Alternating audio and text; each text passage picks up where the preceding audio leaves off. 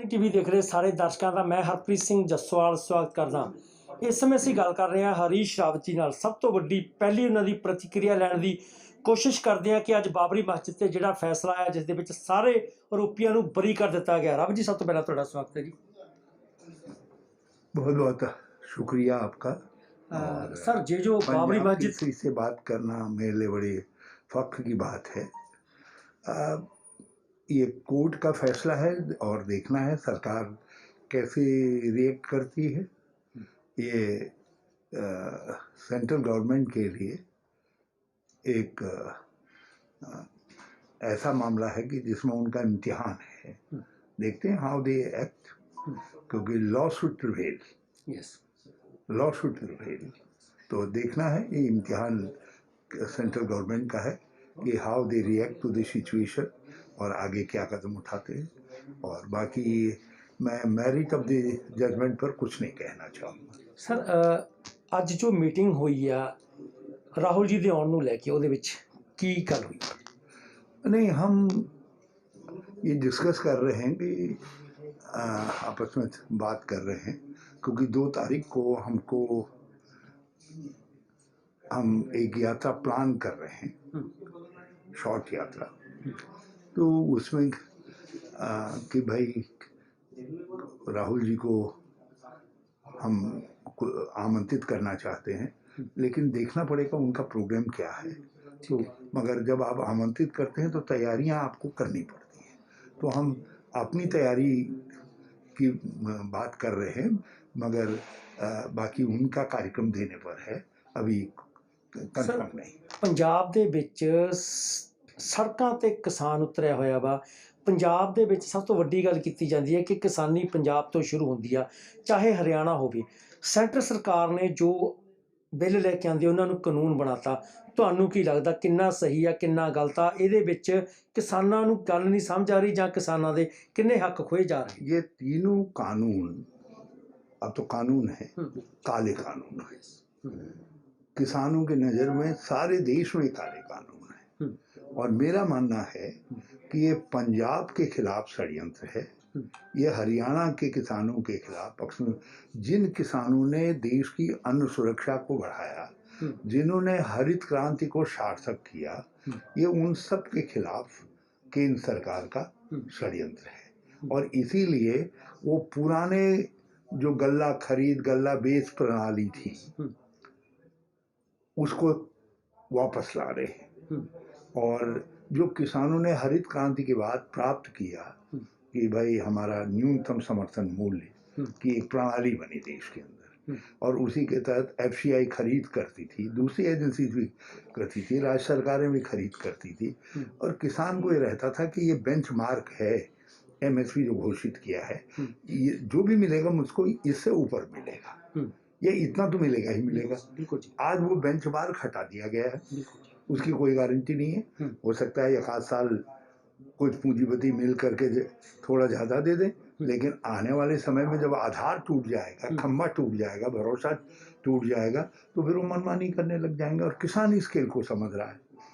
और मंडी उसी का प्रतीक था, उसकी गारंटी थी, उसका अपनी मंडी थी। और इसीलिए APMC जो है, कई शिकायतों के बावजूद हमने भी उसमें कई सुधार प्रपोज किए, मगर APMC हमेशा बनी रही और उसका अपना महत्व है। FCI का भी अपना महत्व है। FCI से बहुत शिकायतें हैं, उनकी फंक्शनिंग के खिलाफ हम बहुत सारी बातें हमने कही हैं। मैंने मेंबर पार्लियामेंट के तौर पर बहुत बातें कही, लेकिन किसान के लिए FCI जो है, यदि एक खरीद की बड़ी एजेंसी डिसमेंटल हो जाएगी तो फिर कौन सी एजेंसी रहेगी जो खरीद करेगी? केवल फिर एक पूंजीपति खड़ा होगा, कॉर्पोरेट हाउस खड़ा होगा, उसके हाथ में किसान हो जाएगा। अन्न सुरक्षा की गारंटी भी थी, क्योंकि किसान से खरीदते थे और वो सार्वजनिक वितरण प्रणाली के माध्यम से लोगों तक पहुंचता था, सरकारी गोडाउनों से, उससे लोगों को सस्ता अनाज मिलता था। सस्ता अनाज लोग ज़्यादा भरपेट खाते थे। अब आदमी भरपेट नहीं खा सकेगा, सारा गरीब आदमी भी अब पूंजीपतियों के हवाले हो जाएगा। जो भाव वो निर्धारित करेंगे एक दो साल के अंदर ऐसी पोजीशन आ जाएगी कि जिस समय अनाज आएगा उस समय भाव नीचे होंगे, और जब अनाज नहीं होगा तो उस समय भाव आसमान पर होंगे। तो कुछ 200-300-400 परिवार, 5,000 परिवार, 10,000 परिवार वो फलेंगे फूलेंगे, और करोड़ों किसान, करोड़ों गरीब बर्बाद हो जाएंगे, ध्वस्त हो जाएंगे। और जितनी रही सही कसर थी, जितने घाव लगे किसानों को, उस घाव में जो है नमक के तौर पर छिड़का जा रहा है कॉन्ट्रैक्ट फार्मिंग। अरे बाप दादा की ज़मीन को तुम काहे इन कॉर्पोरेट हाउसेस के हवाले कर रहे हो? हम उनसे कहाँ लड़ पाएंगे? मैं 5 बीघे का काश्तकार, मैं कहाँ से अंबानी अडानी उनकी सिस्टम में जाऊँगा? कहाँ उनसे न्याय मांगूंगा या उनके खिलाफ वाद दायर करूँगा? उनके तो रेडीमेड वकील रहेंगे, मैं एक वकील के पास जाऊँगा तो मेरी ज़मीन जो है वो बिक जाएगी।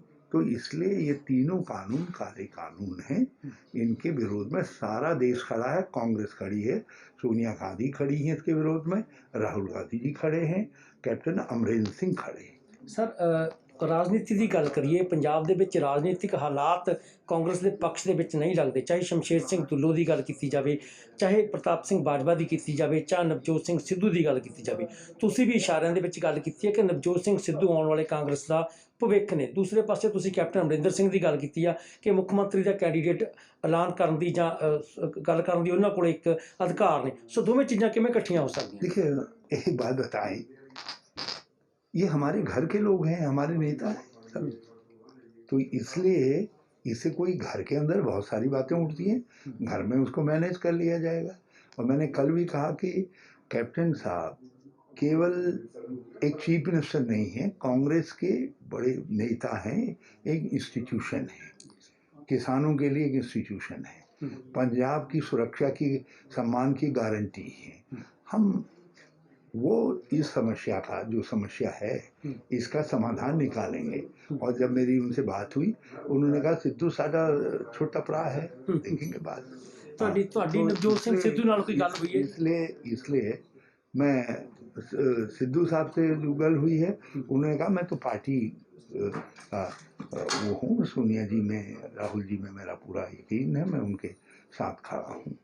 तो अब हमारी ड्यूटी है कि हम लोग उनकी ताकत का, उनके उसका उपयोग करें, और वो हम करेंगे जैसे जैसे होगा।